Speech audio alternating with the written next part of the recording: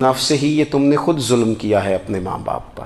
کیوں تم نے ایسا لہجہ اختیار کیا کہ جس سے سامنے والے کی انا جاگ جائے اور وہ تمہارے مقابلے میں آ کر کے کھڑا ہو جائے؟ کیوں تم نے اس طرح کے انداز اختیار کیے کہ جس سے سامنے والا بھی سارے پنجے کھڑے کر کے باہر نکل آئے اور کہے آ جاؤ پھر میں بھی میدان میں حاضر ہوں؟ رسول کریم کی فصاحت، بلاغت دیکھیں نا، حضور دو چار جملوں میں ساری بات سمجھا جاتے ہیں۔ ایک حدیث پاک اگر ہماری سمجھ میں آ جائے، ایک روایت نبی پاک صلی اللہ تعالیٰ علیہ وسلم نے فرمایا، خوبصورت مسلمان وہ ہے جو بے مقصد باتوں کو چھوڑ دے۔ لو، اس سے پوری زندگی سجائی جا سکتی ہے، ایک جملے سے پوری زندگی سواری جا سکتی ہے، کوئی لمبی چوڑی باتوں میں جانے کی ضرورت نہیں۔ کہا خوبصورت مسلمان یہ ہے جو بے مقصد باتوں کو چھوڑ دے، لا یعنی باتوں کو، کیا کہتے ہیں ہمارے دیہات کے لوگ، جڑے پنڈ جانا نہیں ادھر راہ پوچھنے دی۔ لیکن آج کل لوگ باز آندے، یعنی جس بات کا بالکل تعلق نہیں نا وہ بات بھی کرتے جاتے ہیں، جس کا شعبہ ہی نہیں وہ بھی چھلانگ لگا لگا کے اس میں آ جاتا ہے۔ ہم اپنا وقت ضائع کرتے ہیں، اپنی صلاحیتیں ضائع کرتے ہیں، اپنا نقصان کرتے ہیں۔ ہم اپنا کام صحیح کر کے نہیں کرتے اور دوسری ساری دنیا کو ٹھیک کرنا چاہتے ہیں۔ او بھائی، آپ جس جگہ جس شعبے سے تعلق رکھتے ہیں آپ اپنے معاملات میں مضبوطی پیدا کریں۔ حضور نے اپنی فصاحت کے ساتھ، بلاغت کے ساتھ لوگوں کو قائل کیا، اور قرآن مجید کی تاثیر کا یہ اثر میرے کریم رسول نے دکھایا کہ رات کو جب حضور بیٹھ کے قرآن پاک پڑھتے تھے نا، جب یاسین والے نبی خود یاسین کی تلاوت کریں، جب طٰہٰ والے محبوب خود طٰہٰ کی تلاوت کریں، غور کرو نا، جب مدثر والے محبوب خود ان جملوں کو ادا کریں، یعنی جن کے بارے میں آیت آئی ہے، جب وہی یہ آیت پڑھیں کہ اِنَّا أَعْطَيْنَاكَ الْكَوْثَرَ، یعنی جن کا ذکر ہو رہا ہے، جب وہ یہ بات کریں کہ یا ایھا النبی انا ارسلناک شاہدا ومبشرا ونذیرا لتؤمنوا باللہ ورسولہ وتعزروہ وتوقروہ وتسبحوہ بکرۃ واصیلا، جن کے بارے میں آیت آئی ہے، جب وہ یہ کہہ رہے ہوں کہ ورفعنا لک ذکرک، جب وہ کہہ رہے ہوں والضحیٰ واللیل اذا سجا، ذرا اس کیفیت کو دیکھیں جب محبوب خود پڑھ رہے ہوں، اور جو حضور پر آئی ہیں اس کا ذائقہ، اس کا لطف، اس کا انداز بھلا کیا ہوگا۔ حضور جب رات کو پڑھتے تھے نا قرآن پاک، تو جو پکے کافر تھے نا، ابو جہل جیسے لوگ، وہ بھی جھاڑیوں میں چھپ چھپ کے مدینے والے کی تلاوت سنا کرتے تھے، حضور کی تلاوت سنا کرتے تھے۔ یہی بہتر ہے کہ پردوں میں وہ پردہ پوش رہے، وہ اگر پردے ہٹا دے تو کسے ہوش رہے۔ رسول کریم علیہ السلام کی تلاوت کا سننا، قریب جانا، یہ اعجاز ہے۔ حضرت فاروق اعظم کہتے ہیں میں طبیعت کا بڑا ڈاڈا تھا، مزاج کا بڑا سخت تھا، زندگی ہمیشہ ڈٹ کر گزاری، باتوں پر کھڑا رہنا آتا تھا، پر جب میری بہن نے مجھے چند آیتیں سنائی نا تو میں تڑپ ہی گیا۔ کروں آیا سا مار مقامنے نو، ہن مینو مار دے لے چلو، اوے متے عمر دی عمر برباد ہو جائے جتھے عمر سوار دے لے چلو۔ یہ اعجاز ہے رسول کریم صلی اللہ تعالیٰ علیہ وسلم پر نازل ہونے والی کتاب کا۔ پھر حضور نے خبریں دی، نبی پاک نے خبریں دی، حضور نے فرمایا روم فتح ہوگا، وہ ہوا۔ نبی کریم علیہ السلام نے فرمایا شام فتح ہوگا، تو شام فتح ہوا۔ فرمایا ایران فتح ہوگا، تو ایران فتح ہوا۔ سراقہ بن مالک کہتے ہیں ایک گاؤں پر بھی مسلمانوں کی حکومت نہیں تھی، ایک گاؤں پر۔ حضور مکہ مکرمہ سے نکل رہے تھے، مدینہ طیبہ تشریف لے جا رہے تھے، ابھی راستے میں تھے، میں 100 سرخ اونٹوں کے لالچ میں معاذ اللہ حضور کو گرفتار کرنے پہنچ گیا۔ محبوب نے حکم دیا، حضور کا معجزہ میں نے آنکھوں سے دیکھا، میرا گھوڑا زمین میں دھستا چلا گیا، میں نے معافی مانگی، حضور نے معاف کر دیا۔ میں نے سمجھا اچانک ہو گیا ہے۔ یہ منوانا بھی بڑا مشکل کام ہے۔ شجر و حجر پہچان گئے، انسان کی نظروں میں شاکی رہا۔ یہ کچھ ایسے لوگ ہیں جن کو منوانا توبہ توبہ، ماننے کو تیار نہیں، دیکھ دیکھ کے بھی ماننے کو تیار ہے نہیں، ماننے کو تیار ہی نہیں۔ کہتے ہیں کہ میں نے پھر چاہا آگے بڑھنا تو پھر زمین کے اندر میرے گھوڑے کے پیر دھنسنے لگے، پھر معافی مانگی۔ کریم تیرے معاف کرنے کی ادا پہ بھی قربان جائیں۔ یہ نہیں فرمایا کہ تو بار بار یوں ہی کرتا ہے، فرمایا معافی مانگتا ہے، جا میں نے معاف کیا۔ کہتے ہیں 3 دفعہ میں آگے بڑھا، 3 دفعہ حضور نے معاف کیا تو مسکرا کے فرمانے لگے تو یہاں مجھے گرفتار کرنے آیا ہے، وہ کیسر روم کا علاقہ فتح ہوگا۔ وہ کنگن جو پہنتا ہے نا ہاتھوں میں، بادشاہ کے کنگن معروف ہیں، وہ تیرے ہاتھوں میں آئیں گے۔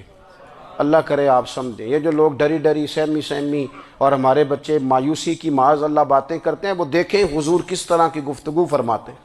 ابھی ایک گاؤں پر بھی اسلام کی حکومت نہیں، لیکن حضور کا خبر دینے کا انداز۔ کریم فرمانے لگے وہ کیسر روم کے جو کنگن ہوں گے وہ تیرے ہاتھوں میں آئیں گے۔ جناب سراقہ بن مالک فرماتے ہیں کہ میں مسلمان ہو گیا، حضور کا وصال ہو گیا، کنگن نہیں آئے۔ حضرت ابوبکر صدیق کا وصال ظاہری ہو گیا، کنگن نہیں آئے۔ جناب عمر کا دور آ گیا، سراقہ بوڑھے ہو گئے۔ کوئی بندہ پوچھتا نا کہ اب تو عمر ڈھل گئی ہے، زندگی کا پتہ نہیں، کہنے لگے نہیں میں نہیں جاتا، جب تک کنگن نہیں آتے اسرائیل کوئی نہیں آئیں گے، کیونکہ ساڈے نبی دی زبان ساڈے واسطے قرآن۔ جو دن کو کہہ دیا دن ہے تو دن نکل آیا، جو شب کو کہہ دیا شب ہے تو رات ہو کے رہی، اور خدا نے ان کی زبان کو وہ اختیار دیا، جو نکلی منہ سے ان کے وہ بات ہو کے رہی۔ اور فاضل بریلوی کا تو انداز ہی پھر انوکھا ہے نا، وہ تو کہتے ہیں وہ زبان جس کو سب کن کی کنجی کہیں، جس کو سب کن کی کنجی کہیں، اس کی نافذ حکومت پہ لاکھوں سلام۔ کہنے لگے نہیں آتے حضرت اسرائیل، فکر نہ کرو، بوڑھے ہو گئے تھے، نکلنا گھر سے بند کر دیا تھا، حضرت عمر کا دور تھا، کنگن آ گئے۔ حضرت فاروق اعظم نے ان کے پوتوں سے، نواسوں سے، بچوں سے کہا جاؤ بلا کے لاؤ، کا دادا جان بوڑھے ہیں، فرمایا تم کان میں کہہ دینا کنگن آ گئے، پھر تم دیکھنا تو صحیح۔ پھر حضرت سراقہ آئے، حضور نے جو خبریں دیں، نبی پاک علیہ الصلوۃ والسلام نے جو گزشتہ قوموں کے احوال بیان کیے، اور پھر میرے نبی پاک علیہ الصلوۃ والسلام نا دنیا میں عزتیں دینے آئے۔ عزتیں، یہ مزاج ہمیں کم کرنا چاہیے۔ یہ جو ہم ساری زندگی اس کام میں لگا دیتے ہیں نا، کسی کو نیچا کیسے دکھانا ہے، یہ انداز حضور نے نہیں ہمیں دیا۔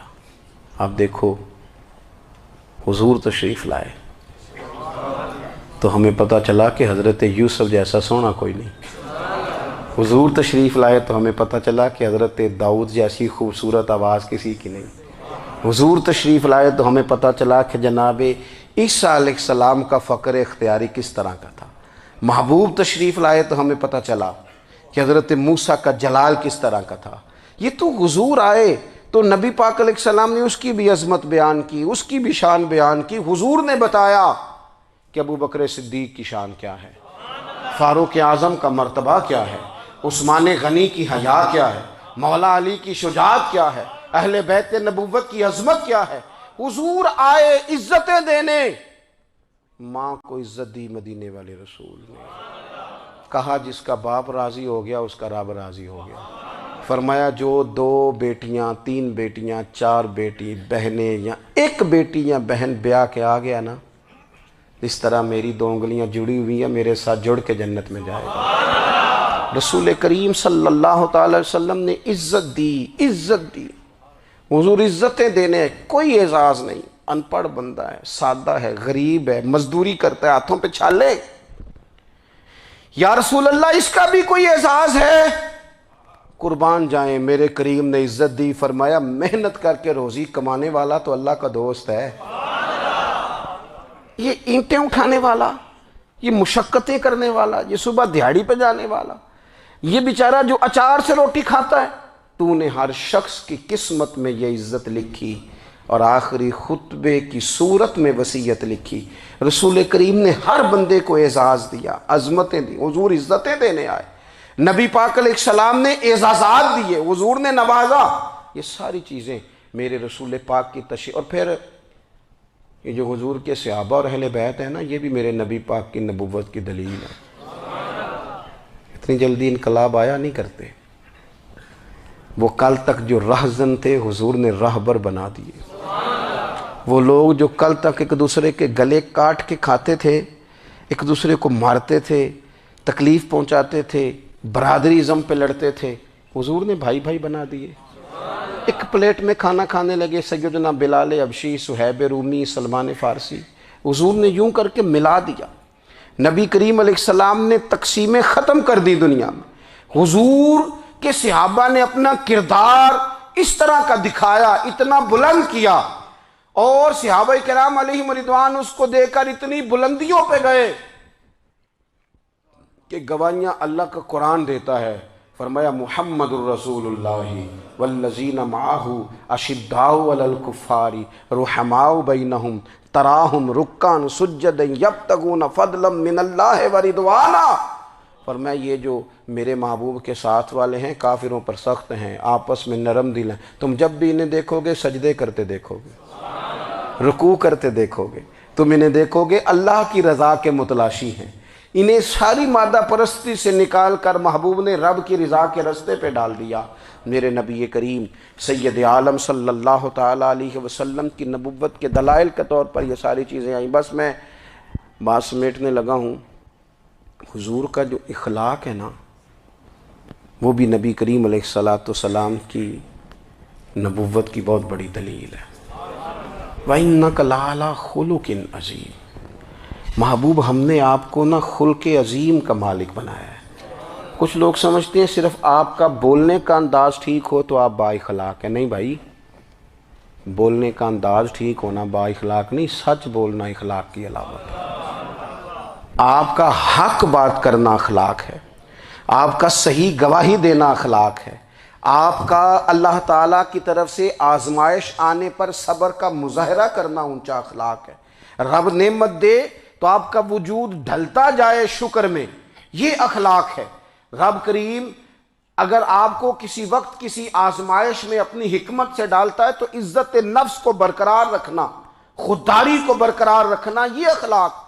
نبی پاک نے اعلیٰ ترین اخلاق کی بات بتائی، اعلیٰ ترین۔ حضور نے لوگوں سے بیعت لیتے وقت کہا تھا میرے ہاتھ پر بیعت کرو، چوری نہیں کرو گے۔ نبی پاک علیہ السلام نے مختلف امور پر بیعت لی۔ حضرت حکیم بن حزام کہتے ہیں حضور نے میرے ہاتھ پہ ہاتھ رکھ کے کہا میرے ہاتھ پہ ہاتھ رکھ کے بیعت کرو کہ کسی دنیا دار سے سوال نہیں کرو گے، خودداری سے زندگی گزارو گے، عزت نفس سے، جو رب نے تمہیں دیا ہے تم اس پر راضی رہو گے۔ لوگوں کی جیبوں کو ٹٹولنا، دوسروں کی دولتوں پہ راج کرنا، دوسروں کے مال پر نگاہیں ڈالنا اللہ کے حبیب نے پسند نہیں فرمایا۔ فرمایا بیعت کرو کہ تم کبھی کسی سے سوال نہیں کرو گے۔ حد ہو گئی۔ نبھانے والوں نے پھر اس عہد کو نبھایا اور کمال کر دی۔ حضرت حکیم بن حزام گھوڑے پہ بیٹھے تھے، ہاتھ میں درہ تھا، وہ زمین پہ گر گیا، قریب غلام کھڑا تھا۔ حضرت حکیم بن حزام خود گھوڑے سے اترے، درہ اٹھایا، دوبارہ گھوڑے پہ بیٹھے۔ غلام عرض کرنے لگا حضور مجھے بتا دیتے، میں اٹھا کے دے دیتا۔ آنکھیں چمک اٹھیں، فرمانے لگے کیسے بتا دیتا؟ اپنے رسول سے وعدہ کیا ہے کبھی کسی سے سوال نہیں کروں گا، کبھی سوال نہیں کروں گا۔ اللہ کے محبوب نے ہمیں اعلیٰ اخلاقی قدروں کی بات ہمیں سکھائی ہے۔ ہم دیکھتے ہیں کہ بڑی جلدی 2 4 5 لوگوں کے غصہ دلانے پر ہم ساری اخلاقی حدوں کو کراس کر جاتے ہیں۔ دوستو ہمارا ایک ویژن ہونا چاہیے، ہمارے ذاتی رویے بڑے معتبر ہونے چاہیے۔ لین دین کے معاملات کے اندر مسلمانوں کو بڑا صاف ستھرا ہونا چاہیے۔ ہمیں اپنی معاشی زندگی میں روزمرہ کے معاملات میں ہماری توجہات کا مرکز صرف اللہ رسول کی ذات ہونی چاہیے۔ رب کریم نے اپنی حکمت سے کسی کو کتنا دیا ہے یہ اس کی حکمت کے تقاضے ہیں۔ ہمیں اس نے جس رنگ میں جس حال میں رکھا ہے ہمیں اپنے رب کی رضا پر بہت زیادہ مطمئن ہونا چاہیے۔ اچھا پھر ایک اور بات، جن چیزوں کو ہم نے دکھ بنایا ہے نا یہ تو وہاں دکھ تھا ہی نہیں۔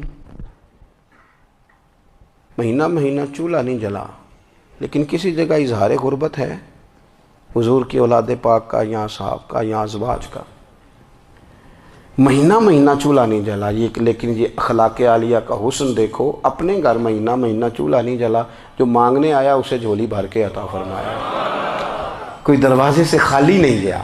عزیز بھائی، اگر زندگی میں اخلاقی قدریں ہم اپنا لیں اور ہم تھوڑا تھوڑا کر کے اپنے آپ کو تبدیل کریں، ساری زندگی توجہ رہی کہ فلاں کیا کر رہا ہے، فلاں کیا کر رہا ہے، تھوڑا سا گردن کو جھکا کے اپنے اوپر توجہ ڈالیں، اپنے آپ کو وقت دیں، حضور کے اخلاق عالیہ کی روشنی میں، تعلیمات حسنہ کی روشنی میں ہم اپنے کردار و عمل پر تھوڑی توجہ دیں۔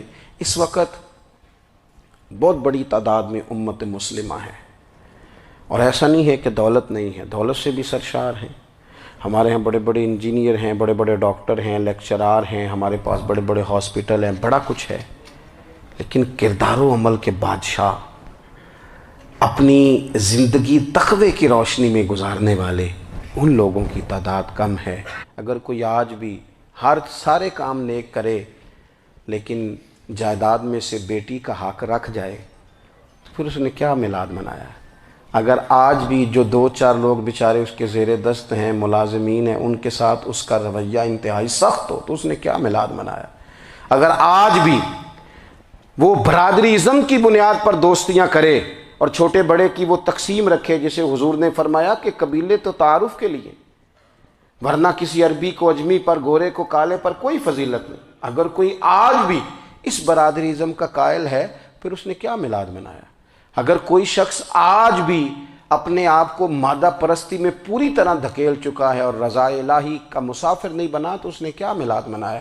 اپنی طبیعتوں میں روحانی تبدیلی اور وہ خاص افکار جو حضور اپنے غلاموں میں پیدا فرماتے، ان افکار کو پیدا کرنا، سوچوں کو بدلنا، سوچوں کو، نظریات کو بدلنا، اپنے روزمرہ کے معاملات کا جائزہ لینا کہ ہم کس طرح آگے بڑھ سکتے ہیں اور کس طرح ہم ایک بہترین امتی اور ایک بہترین مسلمان بن سکتے ہیں، اس پر توجہ دینا، یہ میلاد ہمیں سبق دیتا ہے۔ اللہ تعالیٰ مجھے اور آپ کو عمل کی توفیق عطا فرمائے۔ آخر دعوایا ان الحمدللہ۔ اب میری نگاہوں میں جچتا نہیں کوئی، اب میری نگاہوں میں جچتا نہیں کوئی، جیسے میرے سرکار ہے ایسا نہیں کوئی، اب میری نگاہوں میں تم سا تو غسیاں